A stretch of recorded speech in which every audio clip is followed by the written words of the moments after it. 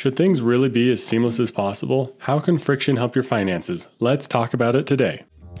Welcome to Money Talk with Skylar Fleming, where we all do better with money by talking about it. Let's get talking.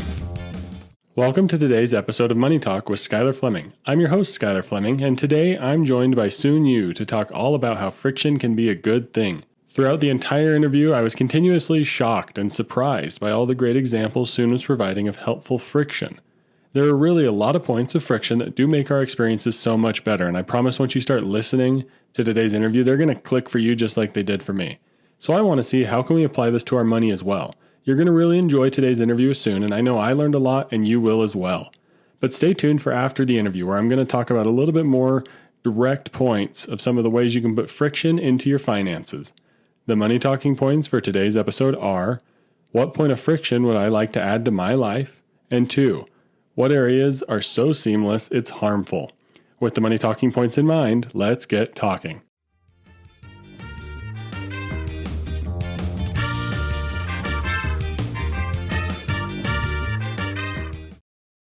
Hello, everybody. Welcome to today's interview on Money Talk with Skylar Fleming. Joining me today, I have Soon Yu, and we're here to talk about friction, how it can help us in our lives, help us in our finances.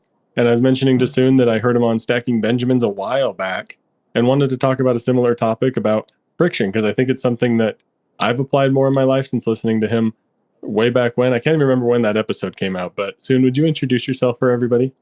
Sure. My name's Soon Yu, and I suppose I'm here mainly because I wrote a book. I've written a couple books. Mm-hmm. The book that we're probably going to talk most about today is friction, and what it looks at is the idea and the concept that not all friction is bad. There's actually some good friction out there, and how do we harness it, and how do we introduce more of it, and how do we sometimes make our friends, our family, our employees, our customers actually work harder to actually make their experience and their connection with us even stronger. So that's my most recent book. But prior to that, I wrote a book on iconic businesses and brands, and kind of reverse engineer how do you actually create an iconic business yourself, something that can actually stand the test of time. So yeah, that's probably best known here for your audience as an author, but obviously I think I'm also just a nerd when it comes to branding and customer experiences and stuff. So yeah, that's me. Awesome. Sounds like your brand book might be one for the back end of my podcast that I need to go check out. So I have to keep looking into that. But today, like I said, we're talking about friction. This is going to be a fun conversation. And like you said, not all friction's bad, but what is maybe some examples of friction in our finances? Sure. I think let's just start off with the basic idea of money and economics. It's all based on scarcity, right? And so scarcity is a form of friction. If we didn't have scarcity and we had unlimited resources, unlimited funds, and at a snap of the finger, we could have everything we want in this world, and everyone could have everything they wanted, and it was a world of abundance, then yeah, there would be no friction and no need for money, right? Mm-hmm. And actually, so money in itself and the way economics it works on the principle of scarcity is all based on the idea that, hey, there's certain friction out there that actually makes our economy work, that makes us actually show up, makes you do a podcast, right? And if you had everything you want in the world, you probably wouldn't be doing podcasts. You'd be we don't need to talk about it if it's easy. Exactly. You'd be out in Tahiti, and you'd have a nice tan, and you'd be out there basically, skinny. I don't know, skinny dipping might be a little too extreme. But, yeah, maybe let's leave the friction of clothes in it. Yeah, but here's some other examples of friction that unfortunately are created by humans that also are introduced into our financial system. Taxes, right? So obviously taxes are good, but tax code doesn't necessarily have to be. I think the U.S. tax code is, I want to believe, just under 7,000 pages. But if you add in all the other regulations and I think sub-laws and bylaws and all that, it comes out to, if you want to be an expert, you actually have to read 75,000 pages worth of information in order to be an expert. Yeah. In Singapore, the actual tax code is less than 4 pages. It is a very simplistic way to actually, it's actually done for you automatically. So that to me is a form of really bad friction that is introduced into our financial system. So yeah, but you and I can talk a little bit about this, but there's actually also a lot of good friction that can be introduced to make us feel the value of our money and what we do is more valuable, and actually teach us better habits and practices in terms of how to protect our finances and actually grow them. And I know that's what we're probably going to spend a little time talking about. Yeah. You talk about how there's things that we can make friction filled in our life to help us. How does a frictionless experience sometimes hurt us? Like in taxes, I wish it was frictionless. That would be fantastic. But there's other frictionless experiences. One that comes to my mind is tap to pay as the first one. But how do those kind of experiences hurt us in our money?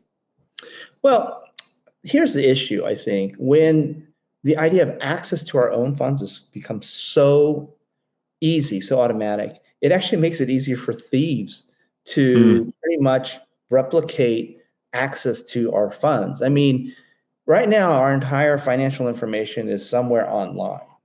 And it doesn't really take much to think about, really. If somebody was able to get access to all our bank account numbers, all our passwords, how easy would it be to transfer or just honestly siphon $10 a month?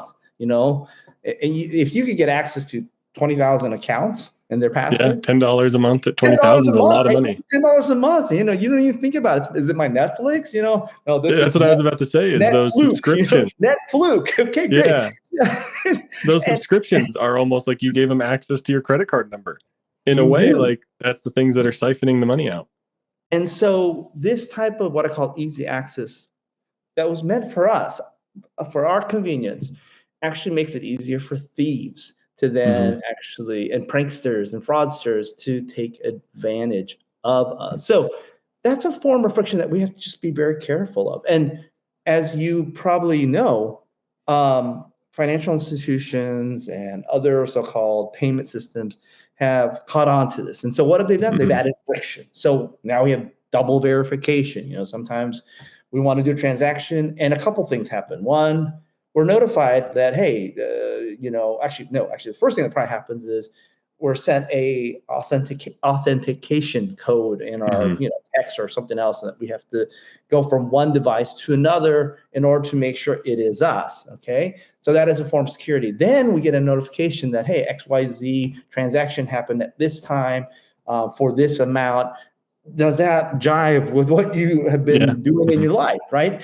And so those are all forms of friction because they take up more of our day, more of our time to sort of pay attention to it, to deal with it, that are actually very positive. A good form of friction, I'll use the same thing, this idea of friction can provide greater assurance. The idea of inconvenience can provide greater assurance was really best brought to life by an example that was this is about 30 or 40 years ago.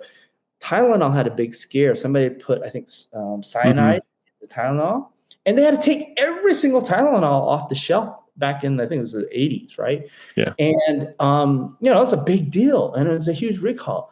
And it might surprise your listeners to know that Tylenol used to be something where it was, you could buy it off the shelf, and you could open the bottle and look inside and see what tablets were in there. That was true for any medication out there, right? Which thinking about it now is crazy. Like now it's child-resistant top, adult-resistant, adult-resistant, right? That's shrink-wrapped on top. That is in a package, and the package itself is also plastic wrapped, right? So there's almost no way to tamper with the package anymore, or the product anymore, because of all this new friction they added, but for our safety and to create greater assurance. So yeah, I think friction is actually really important when it comes to providing safety and security. And sometimes when we go to the other extreme, we actually invite mayhem. Yeah, you let chaos reign free because you have no barriers. And one of the things I jotted down is it almost provides confidence, because it's almost like when you're registering for something, if the process is too fast, you're like, did I do that right? Like, did I miss a step? But if there is maybe that checkbox at the end where you're like, of course, like, why do I need to click this? But maybe it's just that extra thought that helps you be more confident in what you're doing. So I like that. And I like the idea of taking maybe friction as something we always see as bad. We want less friction. But then if you put that positive spin on it, there's plenty of places where it can help us, like saving money. Is there some examples? How can friction help people save money? Well, you nailed it. I mean, let's face it, saving. The idea of saving and the idea of actually forcing yourself to put 10% of your paycheck into a 401k, into whatever it might be, is a form of discipline. And discipline is a form of friction, right? You are, you are, best way to put it, curtailing some of your temptations to go out and spend all your money, right? And Yeah. the need to curtail is a form of self-friction. It's also, in many ways, this type of friction develops healthy habits, right? Because it's kind of like, you ever watch the movie, Disney put it out, as about a robot all by itself on the planet Earth that had pretty much Wally. Wall-E, right? Yeah.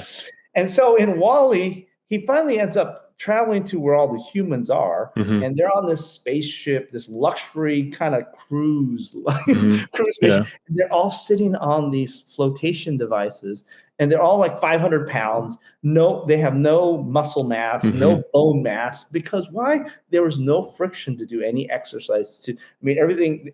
If they want to drink, a floaty device comes out with a straw. Yeah. and so this idea of friction for your body, for your heart, for your muscles, for your bones, is the same thing. The same thing applies for friction for your, call it your financial health, right? It's really important to have that discipline to say no to your temptations, to actually deal with a bit of scarcity and apply that to your own life. So yes, absolutely. And there's another form. Okay, so we talked about the idea of verification that gives you security. We talked about the idea of what I call extra firewalls, right? That's also part of it, right? And then we talked about this idea of good friction in terms of creating habits and practices and discipline. But there's also, I think, in the financial world, the friction of accreditation, right? Because we don't want just anybody dealing with our finances, right? We want somebody that actually has an accounting degree, that actually is a financial planner, and is verified because they've taken certain tests or done certain things or jumped over certain hoops in order to prove their competency and their credibility. So I think all those things are all forms of good friction that are introduced into the financial systems. Yeah. And same thing with that accreditation. You don't want a scammy merchant that you're giving your info to. Like I just keep taking these ideas that you're saying and applying them to how we're spending our money. Are we like a point of friction is the fees and penalties around your 401k. That's a friction point to keep your money in your 401k. All sort of things like that. If you just start to notice them, my mind's like racing with how is this good and beneficial. And it sounds overall good. Like it's a thing that we need to keep applying. We need to keep recognizing and making sure we're understanding. How do you use friction in your life to maybe help better some things that aren't naturally there as friction? Absolutely. I mean, and let's take it away from the financial, or take it, let's sort of go above the financial world and talk about just in your life in general. A part of the reason we wrote the book is we were noticing that a lot of brands were chasing the idea of becoming frictionless or seamless in all their customer experiences. And one of the things that me and my co-author, Dave Burrs, we do a lot of, we help brands create what I call important signatures that make their brand stand out. And one of the most important is the idea of signature experiences. And you think about like Apple, right? Or actually, let's take Apple. Apple will be my example, but let's take the opposite of Apple. You go to Best Buy, you buy a flash drive. It comes in this, plastic clamshell, right? You go home, you have to take scissors, you have to cut it open, and then you have to pry it apart just to get this little flash drive. And it's like over plastic. It's over packaged. That's bad friction. Now, Apple, you actually spend more time unpacking your Apple package than you do that awful clamshell. But they do it in a different way, right? It's layers upon layers. It's like opening a treasure chest. Every time I give a talk, I ask people, how many people have kept an Apple package? In this closet. Kept at least one. And I think, I think the most was somebody had kept 17 of them. Okay. So there was a point in my life where I had to get rid of all of them because I had like 6 iPhone boxes, couple iPad boxes. Yes, I get exactly what you're saying. But that is a form of friction that created delight for people, right? Mm-hmm. That also connoted what their signature experience was, which was this is treasure. This is Mm-hmm. something that's worth protecting. This is something that you want to unveil because it's so special. And so as we dove into the idea of creating great brand experiences that became signatures for these incredible brands, we realized none of them were about the idea of just becoming frictionless. A lot of them were about making you pause, take notice, take a breath, get more engaged, asking more of you. Like every time Nike launches one of their special collections, it's not just something they put online. They Mm-hmm. actually they gamify the whole thing. They actually go, and first off, you have to find out, okay, through little, I guess what they call rabbits or whatever, the white rabbits in the website, you have to Mm-hmm. find those that then pull the clues together to tell you, oh, you actually have to go to a public space, download a augmented reality type Mm-hmm. or virtual reality type app. You have to then go and try to figure out where angle to put it at in order to see a floating number in the air. And then you get that number, you go back home, you get online, and that allows you to then get into the queue Mm-hmm. Yeah. to then potentially purchase. Talk about all this Mm-hmm. friction, right? It's like you're not even guaranteed. You're only guaranteed a spot to queue up, but you're not guaranteed the ability to purchase Mm-hmm. it. All that creates incredible excitement and anticipation for one of their releases. So what we found out is that most great experiences, like if you were to journey map the customer experience, and one of the things we ask people to do is, how do you figure out what the pivotal moments in the experience are? And usually what we do is ask people to put happy faces, sad faces, and sweaty faces next to the different sequence of things in a journey. And those those moments where you have the most faces tend to be the pivotal moments. And Mm-hmm. guess what? All those, whether it's happy, whether it's sweaty, whether it's frustrated or sad or crying, those are all created by emotion. And emotion only happens when you kick in those, what I call happy chemicals of dopamine, Mm-hmm. oxytocin, serotonin, endorphins, and adrenaline. And you don't get those without some form of friction. And so that's Yeah. how this aha, hey, going frictionless, you kind of you neuter out all those happy Mm-hmm. chemicals. And here's the last thing I'd say about this idea of creating frictionless experiences. If your experience is, if the way you won your customers by having the most frictionless experience, and that's your winning formula, then guess what? You're going to lose to the next person that creates even a more frictionless experience than you. Yep. No reason for them to stay with you. The only reason they stay with you is because you were easy. Well, I'm going to go to the next easier person, right? So Mm-hmm. if the reason I'm with you is not because you're easy, but because you're interesting or because you're engaging or because you know what, I've invested so much of my energy, time, and goodwill with you that it's really the switching cost for me is so high. It's not about convenience. Then I'm more likely to keep you. Mm-hmm. Yeah, that's fantastic. And I love the way that paints a picture of what companies are trying to do. And honestly, the memorable companies, like you said, are the ones that have some friction in the process, the friction of peeling the plastic off of the Apple container so that it looks good and stuff. Whereas you're just cutting things open and throwing them right away. You don't care what store you're doing that from. You're going to Exactly. Walmart or Best Buy. It doesn't matter. Whichever one's cheaper is really all it It comes down is. It's to. whatever's cheaper. You don't even care the brand name anymore, right? It's like, Mm-hmm. and now you've just basically commoditized it. And that's a concern. Going fully seamless and frictionless is that you become a bit of a commodity. Mm-hmm. And it honestly leads to worse products too. Like I think Amazon, the like one click buy, one that's bad for your finances, but also when it's so frictionless, you don't really care which one you're purchasing because you just want it quickest. It says fastest shipping time, things like that. And then you get a bad product or you don't really know what you're getting. It's fast to return. So you're just cycling through things. It leads to higher consumption, like all sorts of things that when you make it completely frictionless, sure, it seems nice and easy, but it doesn't lead to ultimately a good experience. So how Not do we, no, no. yeah, how do we take this friction now and maybe reintroduce it into our lives? How can that be helpful for just the person outside of the company and things like that? How can the person apply some friction into their life? So we write about there's 7 different call them virtues or different opportunities to add good friction. It's engagement, meaning, belonging, rapport, assurance, competency, and exclusivity. Okay, so these are sort of 7 areas that you could consider and think about. Like with engagement, it's this idea that, are you creating a situation where people are spending more time with you and wanting to spend not just time, but energy and thought and effort? And part of that is, are you engaging them? Are you asking them questions? Are you asking them for input? Are they, if do things sort of stop until they actually do something, right? Or do you do it just for them? It's kind of like raising kids, right? If you do everything for your kid, they don't know how to do anything for themselves, right? So this idea of engagement, can you create greater engagement by asking more of your customers, more of your employees, more of the people you work with? Meaning, I mean, this is an important one.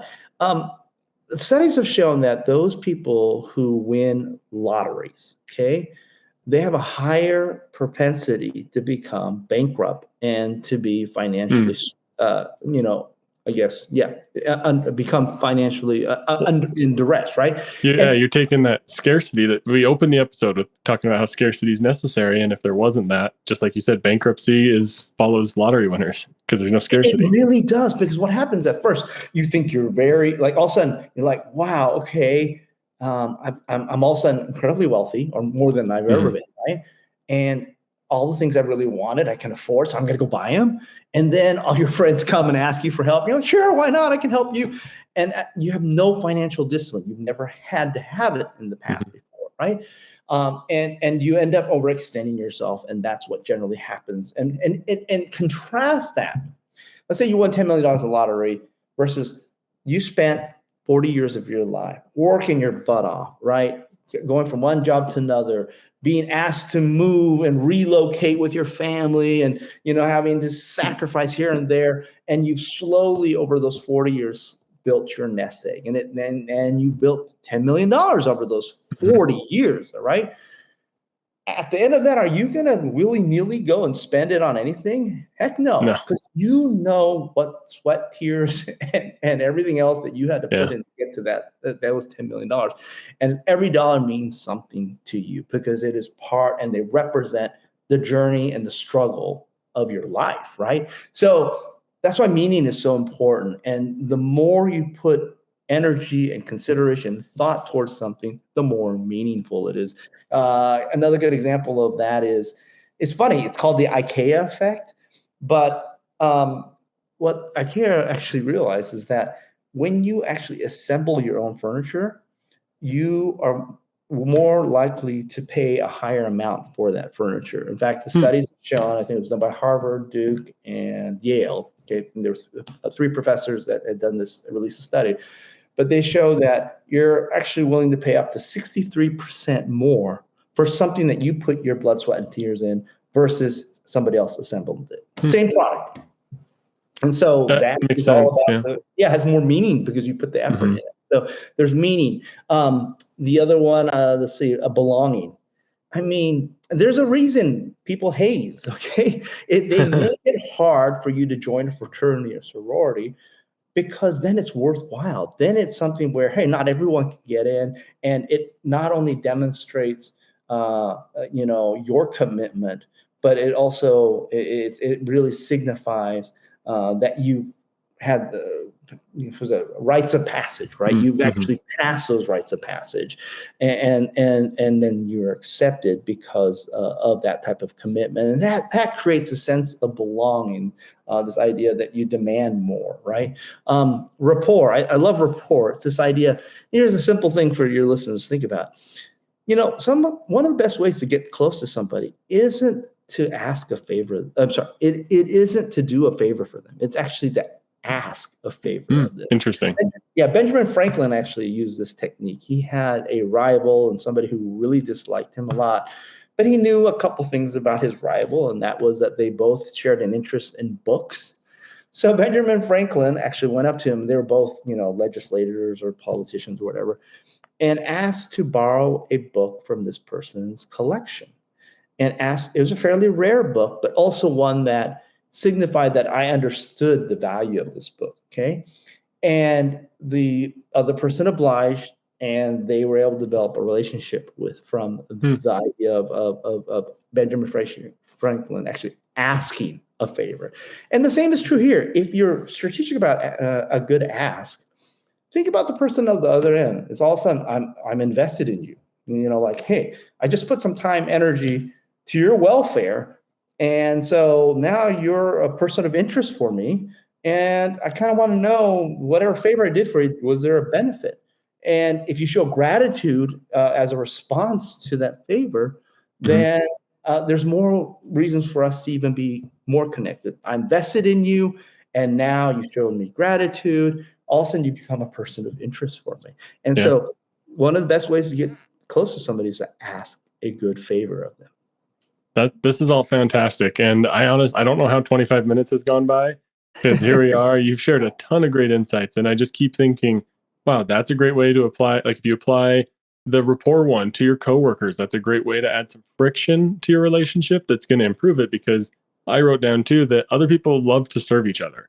Like it's fun when you can help somebody out by doing a favor for them. So I'm just listening to all the different ways you can apply friction, and just thinking of all the different relationships, all sorts of different things that it helps us improve in our lives. So Soon, thanks for joining. I got a couple questions as we wrap up here. First is going to be, how can people learn more about you? And then the second one to finish us off here is, what is one thing you wish you would have known sooner when it comes to money? So let's kick it off with, how can people find you online and reach out if they have any questions? Sure. So you can reach me on my general website, which is soonu.com. It's SOON, like soon, like early, and you is spelled YU.com. So all my other types of information and, Instagram, all that, it's all connected to that. So Perfect. That's how people can reach me. And if I could go back and give myself just a little bit of advice, it would probably go back to what you and I talked about, this idea of, man, if I could just force 10% from an early age, right, for my whole life, wow. Well, the compounding interest of that investment. And I think it's the consistency of it versus the ebbs and the flows, and kind of cheating yourself by saying, well, I'm going to take out a little more. I'm not going to do it this month or that month. And, it's when you cheat yourself, you actually, that continuity, I think, is so important. And I think actually for most of us, if we were to apply that one principle, 10%, we would all be very, based on this, our standard of living, right? We would be more than adequate in terms of retirement, right? We'd have more than we'd ever need for retirement. And so, I almost wish it was forced. Yeah. Like instead of like I know there's Social Security and things like that, but if there was kind of a taxes of your own retirement, so that you actually had to take care of yourself too, that'd be a huge thing. Like if people could learn to live on 90-80% of their income and just put that away, 90%, you're set. 90%. Seriously, 90% would be enough. You and I know, because the compounding of that 10% is dramatic. Huge. It's huge. And so in some ways, I just wish society was actually designed that way. Forget Social Security. I don't even trust it, right? Yeah. But it's like forced savings. I just think, wow, there's some power in that. And then, at a certain age, we're able to access part of it. And then at another age, we're able to access all of it, right? Yep. I mean, and actually not having to worry about taking care of people later on, because everyone's taking care of themselves. What a huge benefit to society that'd be. Yeah. If there wasn't well, that's a completely different episode that we're about to start down, but I love it. Take care of yourself, throw that 10% into a savings account, and it'll help you out tremendously down the road. But Soon, this has been a fantastic episode about friction, a great conversation. Thank you so much for joining me. Thank you.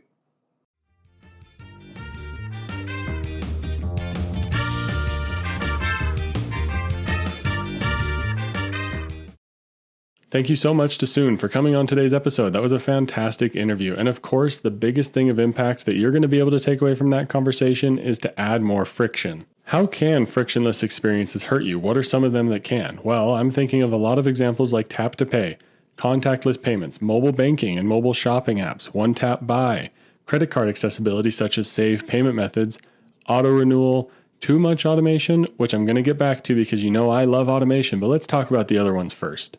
Tap to pay. How easy is it? You take your debit card or credit card out of your wallet and they just say, tap here. How much was your payment even the other day?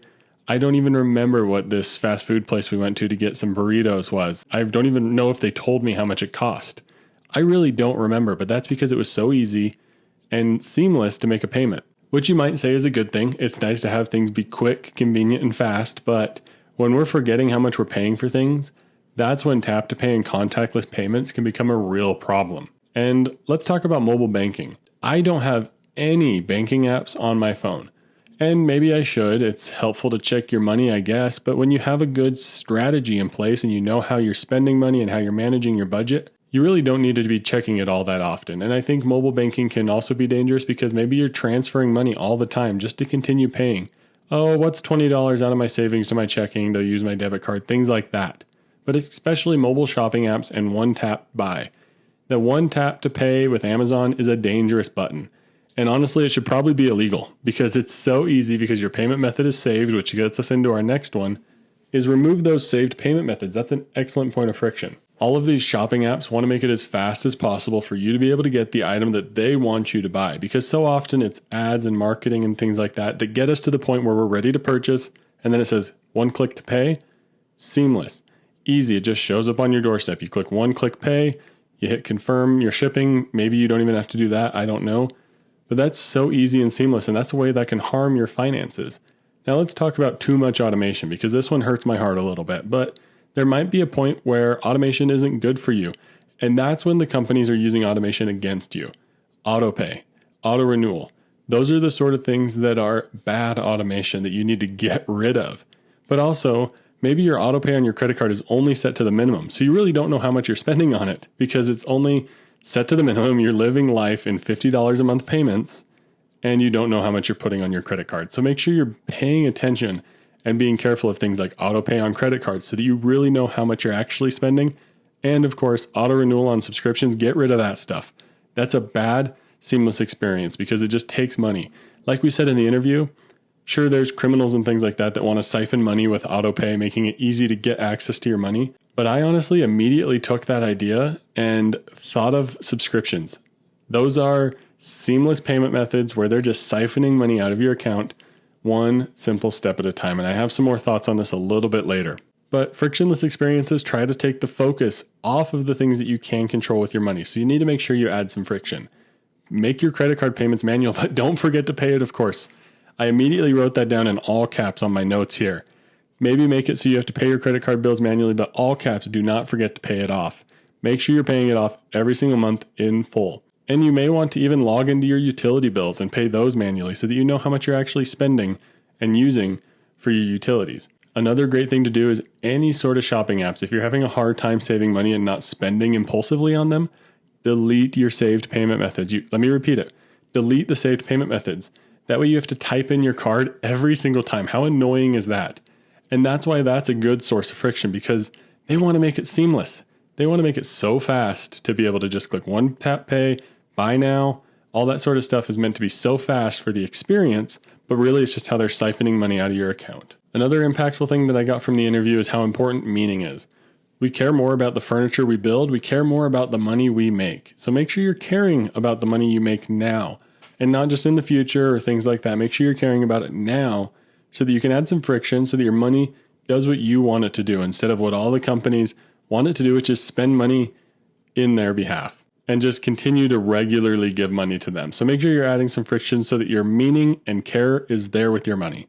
But next, let's talk about the money talking points. The first money talking point is what point of friction would I like to add to my life? And take this one, share this episode with a friend, of course.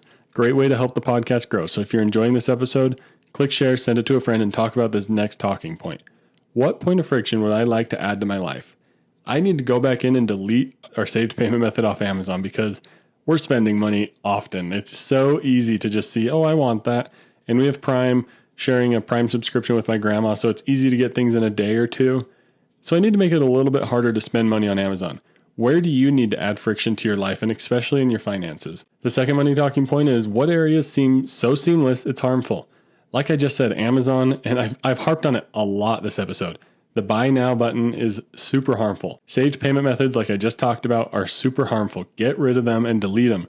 Make it hard for you to spend money and add that little bit of friction in your life.